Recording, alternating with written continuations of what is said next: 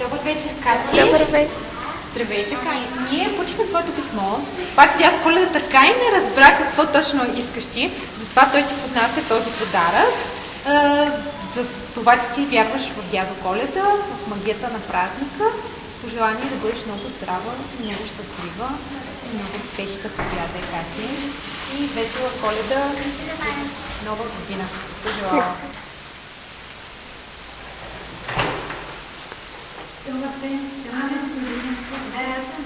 Здравейте.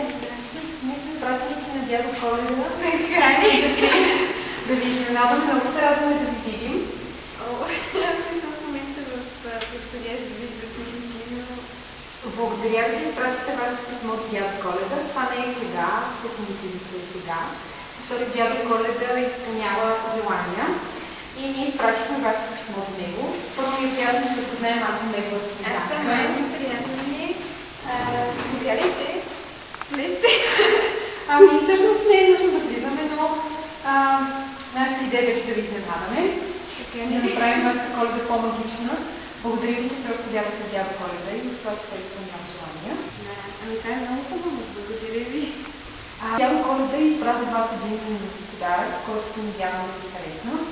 Заповядайте и го използвайте с предназначение. Честит празник, Ани, бъдете много щастлива. Мога ли да ви прегледам? Да, благодаря много.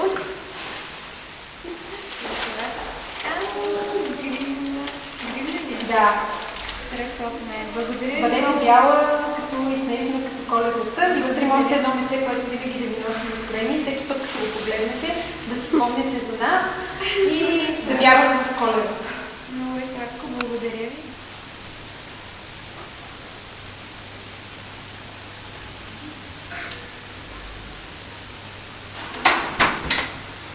Здравей! Здравейте!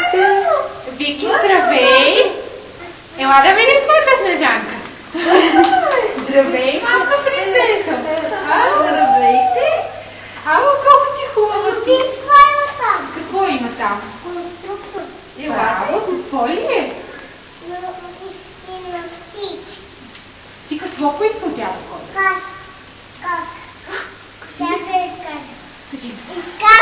Една количка с където раздава. Така ли? Да. И сега обаче дядо Коледа какво изпрати с снежанка? Тук има и моличета, защото той ни каза, че ви много хубаво рисувате. Даже сега да хубаво. Така Да. ли? Двете много рисуваме. Знам. Аз мога да пробвам кръпчето. Браво! И това е по един шоколад за мен. Ого, я тебе няма Заповядай.